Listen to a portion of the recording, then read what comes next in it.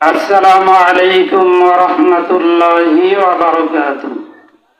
আলহামদুলিল্লাহিল্লাযী জা'আলা আশ-শামসা ওয়াল কমারা বিহুসবান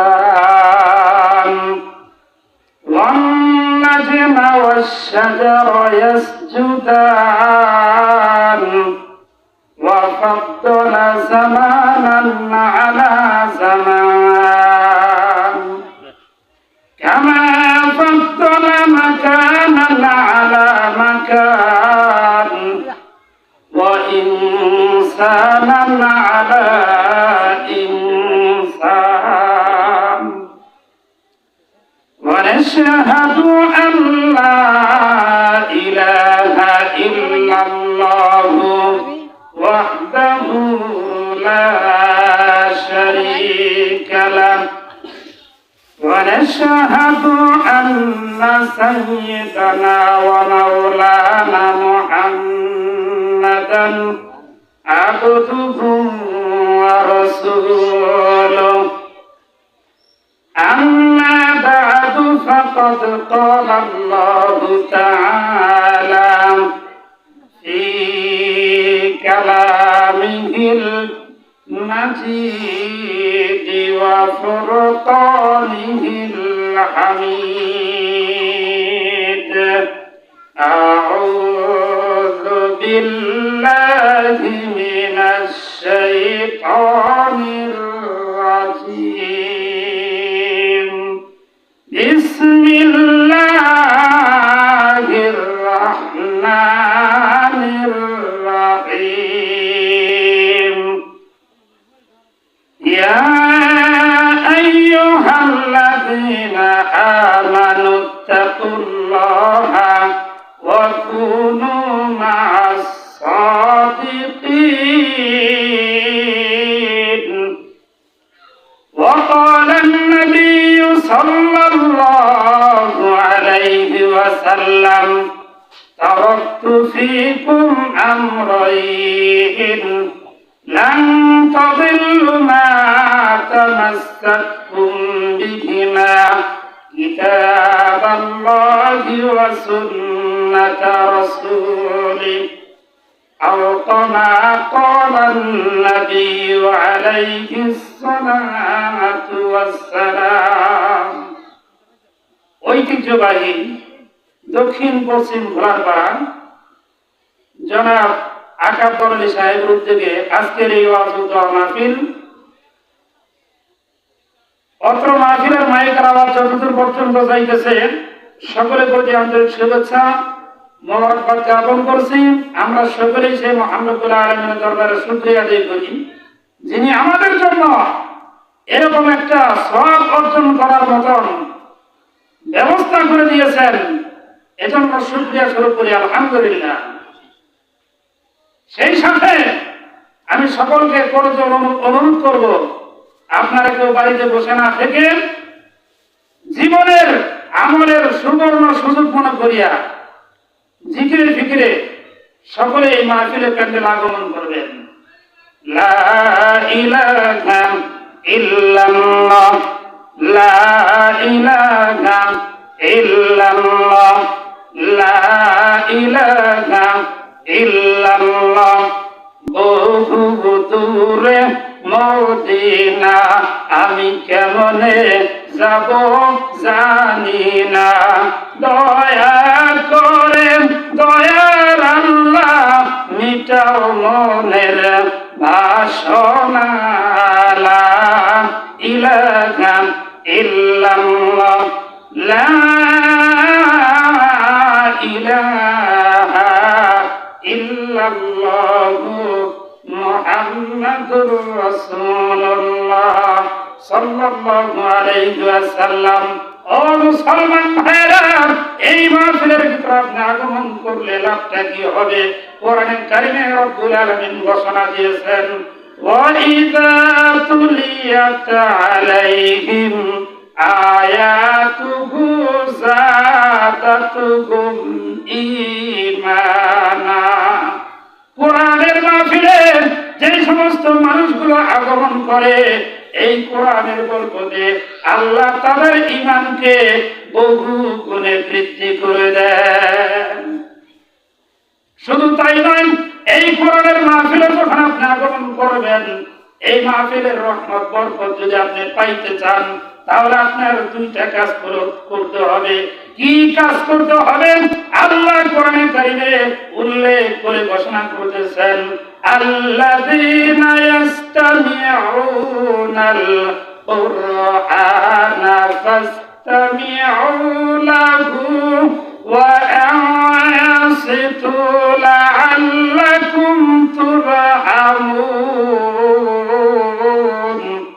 কোরআনের মাহফিলে যখন তোমরা আগমন করবে, তখন তোমরা চুপ থাকবে, মনোযোগ সহকারে শুনবে। এই দুইটা কাজ যদি তোমরা করতে পারো, সমস্ত রহমত বরকত গুলো আল্লাহ তোমাদেরকেই দান করে দিবে। কোরআনের মাহফিলে রহমত নাজিল হয়, বরকত নাজিল হয়। বিশ্ব নবী যখন বিদায় হজের ভাষণে আলোচনা করতেছিলেন, আমি হতে পারে এটাই আমি নবীর জীবনের শেষ বিদায় হজ, আর হয়তো তোমাদের সামনে ১৬ লক্ষ সাহাবী নিয়ে আজকে বয়ান করতেছি। এই বয়ানের সুযোগ জীবন আর নাও হতে পারে। সুতরাং আমি তোমাদের মাঝে যখন থাকবো না, তখন তোমাদের জন্য আমি দুইটা জিনিস রেখে গেলাম। দুইটা জিনিস যদি তোমরা আঁকড়ে ধরতে পারো, দুইটা জিনিস যদি তোমরা ফলো করে চলতে পারো, তাহলে শয়তান তোমাদেরকে কখনোই আক্রমণ করে পথভ্রষ্ট করতে পারবে না। বলে সেই দুইটা জিনিস কি? আল্লাহর নবী বলেন, তারাক্তু ফীকুম আমরাইন লান তাদিল্লু মা তামাসসাকুম বিহিমা কিতাবাল্লাহি ওয়া সুন্নাতা রাসূলি।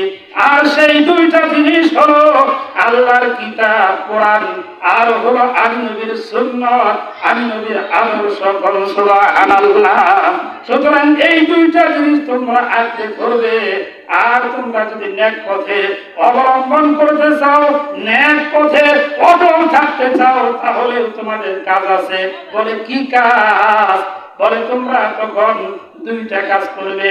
আল্লাহ কোরআনে কারিমে সূরা তাওবার ৩৫ নম্বর আয়াতের ভিতরে ঘোষণা করে দিলেন, ইয়া আইয়ুহাল্লাযীনা আমানুত্তাকুল্লাহা হাক্কা তুকাতিহি। ইয়া আইয়ুহাল্লাযীনা আমানুত্তাকুল্লাহা ওয়া কুনু মা'আস সাদিকিন। হে ঈমানদাররা, তোমরা আমি আল্লাহকে ভয় করো আর নেককার সলিহিন পরহেজগার বান্দাদের সাথী হইয়া যাও, তাদের বন্ধু হইয়া যাও। এজন্য কবি খুব সুন্দর করে বলেছেন, সহবতে সালেহ তেরা সালে কুনাত, সহবতে তালেহ তেরা তালে কুনাত। এক জমানা সহবতে বা আউলিয়া, সহতরাজ সদ সালে তো আতে বেরিয়া। মাইলে মোমেন সুয়ে মোমেন মিশাওয়াত, মাইলে কাফের সুয়ে কাফের মিশাওয়াত। এক জমানা, তার মানে সামান্য সময় যদি তুমি নেক লোকদের সহবত অবলম্বন করতে পারো, নেককারদের সাথে বসতে পারো, হতে পারে এই উসিলায় আল্লাহ তোমাকে নেক পথে চলা সহজ করে দিবে। এজন্য বিশ্বনবী খুব সুন্দর উদাহরণ দিয়েছেন যে নেককার সলিহিন পরহেজগার বান্দাদের সঙ্গে যদি তুমি থাকো, তখন তোমার অবস্থা কি হবে? মান তাশাব্বাহা বিকওমিন ফাহুয়া মিনহুম। যার সাথে যার মিল হবে, যার সাথে যার বন্ধুত্ব হবে, তার সঙ্গে আল্লাহ তাকে হাসর দান করে দিবে। এজন্য নেক লোকের সহবত করো, সফলতা পাবে। অসৎ লোকের সঙ্গে গেলে বিফল হয়ে যাবে। কবি খুব সুন্দর করে বলেছেন, ফেরাউনের লাশটা দেখো মিশর জাদুঘরে, খায় না মাছি পোকা মাকড় সবাই ঘৃণা করে, বুক বিলাস বাড়ি গাড়ি পরে রবে সব, থাকতে সময় স্মরণ কর আল্লাহ আমার রব, থাকতে সময় স্মরণ কর আল্লাহ আমার রব। এজন্য সময় থাকতেই আমাদেরকে আল্লাহকে স্মরণ করতে হবে। আর আল্লাহর স্মরণ যেই জায়গার ভিতরে হয় ওই জায়গার ভিতরে বেশি বেশি যাতায়াত করতে হবে, অবস্থান করতে হবে। ও ভোলার পাড়া গ্রামের মা বোনেরা, ও ভোলার পাড়া গ্রামের ভাই ও বন্ধুরা, মনোযোগটা লাগাইয়া দেন আমার দিকে, তাহলেই বুঝতে পারবেন। মাছ বাজারে যদি যান আপনি, ওইখানে মাছ পাওয়া যায়, চাউলের দোকানে গেলে চাউল পাওয়া যায়, কাপড়ের দোকানে গেলে কাপড় পাওয়া যায়। বলে আল্লাহকে কোথায় পাওয়া যায়? ও ভোলার পাড়ার মুসলমানেরা, আল্লাহকে যদি পাইতেই চাও তাহলে এই যে আজকের মাহফিল আগমন করো, এই জায়গার ভিতরে আল্লাহর পরিচয় সম্পর্কে আলোচনা করা হবে। আল্লাহকে কেমনে রাজি খুশি করা যায় সেই ব্যাপারে আলোচনা করা হবে। এই আলোচনা যদি তুমি মনোযোগ দিয়ে শুনতে পারো তাহলে আল্লাহর পরিচয় তুমি পাইয়া যাবা। এ দুনিয়া মুসাফির খানা ভাই, কবর আসল ঠিকানা, তুই আগে রওয়ানা है তুই পিছে রওয়ানা, তুই আগে রওয়ানা है তুই পিছে রওয়ানা। এই দুনিয়া হলো মুসাফির খানা। আমি আপনি কয়দিন থাকবো কোনো গ্যারান্টি নাই। দুনিয়াতে আসার গ্যারান্টি আছে, আসার সিরিয়াল আছে, কিন্তু যাওয়ার কোনো সিরিয়াল নাই। এই যে কয়েকদিন আগেই তাকায় দেখেন, বরগুনাতে একটা অ্যাক্সিডেন্ট হয়ে গেল। একই মায়ের তিনটা ছেলে ঢাকা থেকে আসছে বাড়িতে, ঈদের আনন্দ ভাগাভাগি করবে আত্মীয় স্বজনের সঙ্গে। সকালবেলা মোটর সাইকেল নিয়ে তিন ভাই একত্রে বের হয়ে গেল, নারীর বাড়িতে যাইতেছে। তাদের কাছে কিছু তাদের উপহার দিবে, কিছু কাপড় কিনে নিয়ে যাইতেছিল। দেখা গেল অ্যাক্সিডেন্টের পর ওই নতুন কাপড় গুলো রাস্তার মাঝে গড়াগড়ি খাইতেছে। আর ওই তিনটা একই মায়ের তিনটা সন্তান দুনিয়া থেকে বিদায় হয়ে গেল। তার কয়েক বছর আগে ওই মায়ের আরেকটা সন্তান ছিল, ওই সন্তানটাও এই রমজান মাসের ভিতরে বিদায় হয়ে গেছে। এজন্য মরণের কথা বেশি বেশি যারা স্মরণ করবে আল্লাহ তাদেরকে নেককার বান্দাদের কাতারে শামিল কইরা দিবে। হাদিসের ভিতরে নবীজি বলেন, আকসিরু যিকরা হাযিমিল লাযযাতিল মাউত, তোমরা অধিক পরিমাণে মৃত্যুকে স্মরণ করো। তার কারণ হলো মৃত্যু দুনিয়ার স্বাদকে ধ্বংস করে দেয়। এক বাদশা আল্লাহর ওলিকে ডাক দিয়ে বলে, হুজুর গো, আপনি তো বলেন বেশি বেশি মৃত্যুর স্মরণ করার জন্য, তাহলে মৃত্যুর স্মরণ আমি কিভাবে করব? বলে প্রতিদিন 100 বার করে মৃত্যুর স্মরণ করবে। কয়েকদিন পর যখন ওই বাদশার সঙ্গে আবার ওই পীর সাহেবের সাক্ষাৎ হলো, আল্লাহর ওলির দেখা হলো। এবার আল্লাহর ওলি ডাক দিয়ে বলে, বাদশা মহোদয় কি অবস্থা? বলে, হুজুর গো, আমি 1000 বার তাসবিহ নিয়া প্রতিদিন 1000 বার কইরা মৃত্যু মৃত্যু বলে জিকির করি, কিন্তু তারপরেও তো দুনিয়ার মহব্বত আমার অন্তর থেকে দূর হইতেছে না, কমতেছে না। শুধু দুনিয়া দুনিয়া দুনিয়া, কেমনে আমি কামাই করব, এইটা আমার মাথার ভিতরে শুধু চিন্তা কাজ করতে থাকে। এই চিন্তার কারণে আমি ঠিক মতো ঘুমাইতে পারি না, খাইতেও পারি না, শান্তিতে থাকতেও পারতেছি না। এবার বলে আমি তোমাকে মৃত্যুর স্মরণ করা দিতে পারি যদি তুমি আমার কথা মানো। বলো হুজুর তো আপনি যা বলবেন আমি তাই করব। এবার বলতেছে হুজুর গো তাহলে আমি কি করতে পারি? বলে তোমার বাদশাহীরা আমাকে অল্প সময়ের জন্য দিতে হবে। বলো হুজুর আমি তাই দিব, তারপরও আমি চিন্তা মুক্ত হইতে চাই।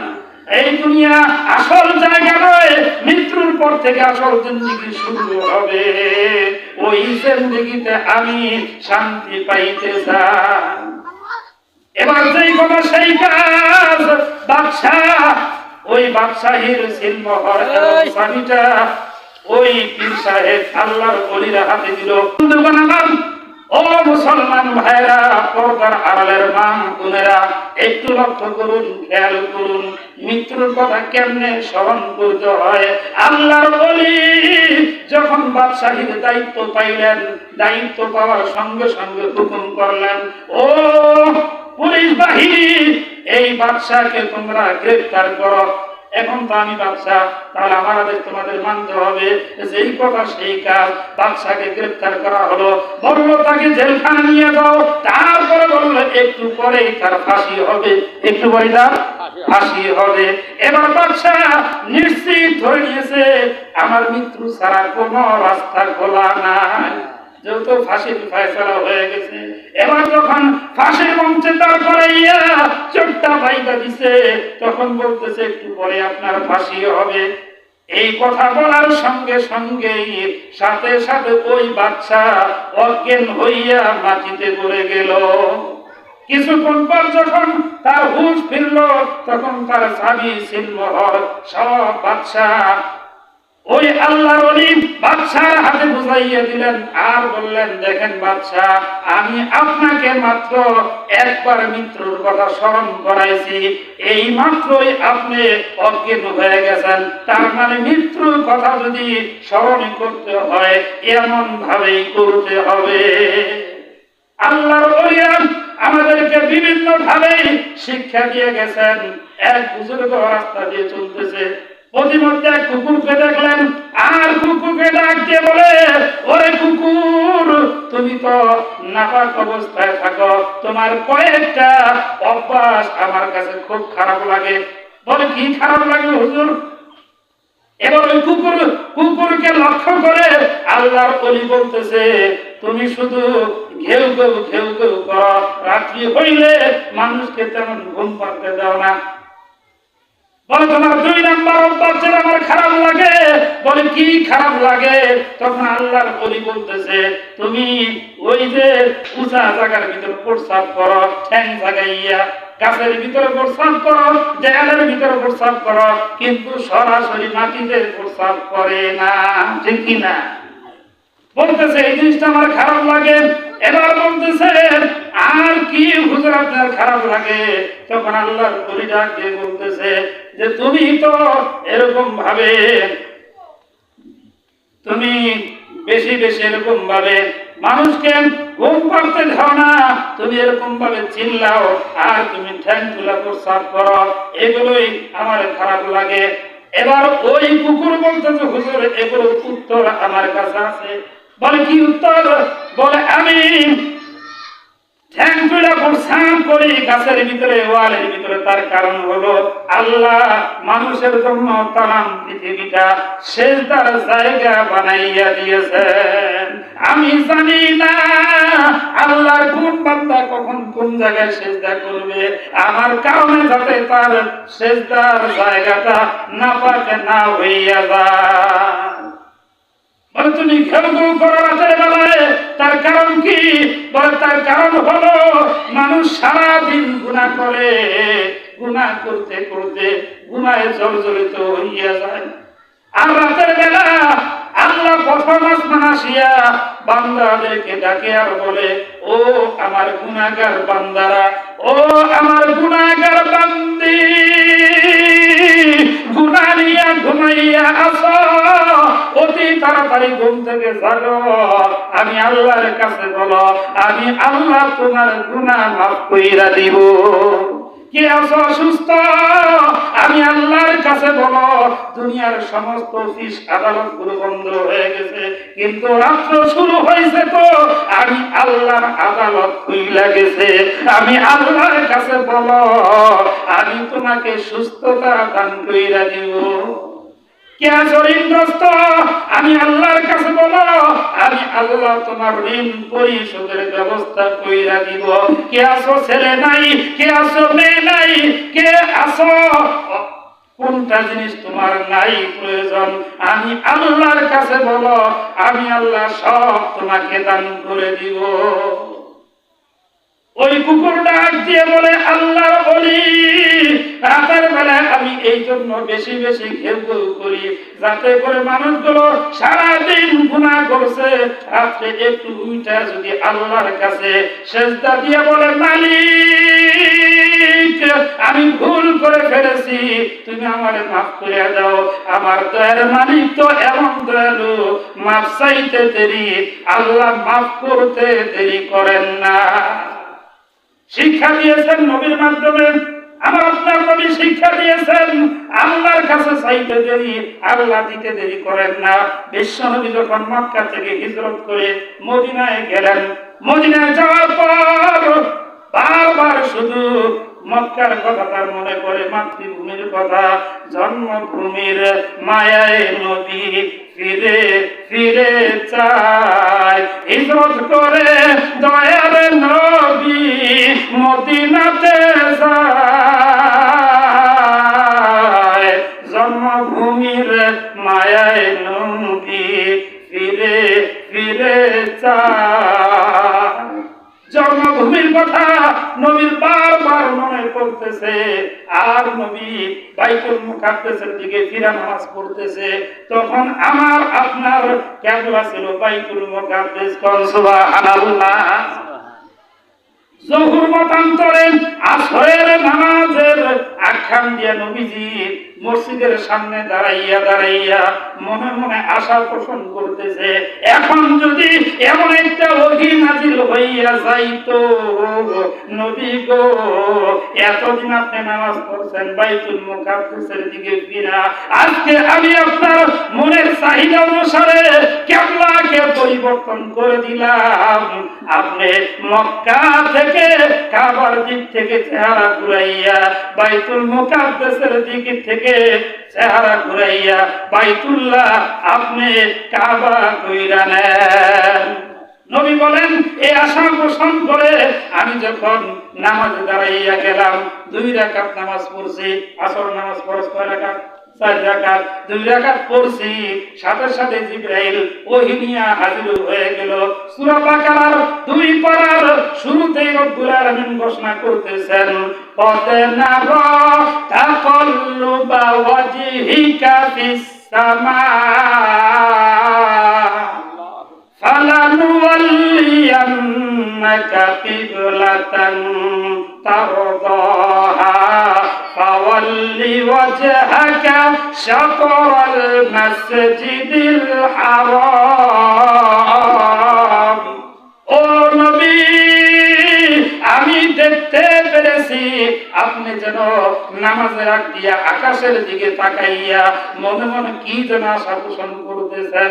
আপনার মনের আশা পূরণ হইয়া গেছে, আপনি 2 রাকাত বাইতুল মুকাদ্দাসের দিকে ফিরে নামাজ পড়ছেন, আর বাকি 2 রাকাত কাবার দিকে আপনি মুখ ঘুরায় দেন।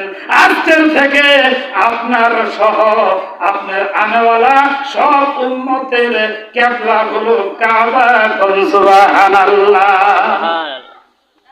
জগৎ পাগল কাবার জন্যে, কাবা পাগল মাবুদের। জগৎ পাগল কাবার জন্যে, কাবা পাগল মাবুদের। ওই যে মাবুদ পাগল নবীর জন্যে, নবী পাগল উম্মতের। লা ইল্লাল্লাহ লা ইলাহা ইল্লাল্লাহ লা ইলাহা ইল্লাল্লাহ লা ইলাহা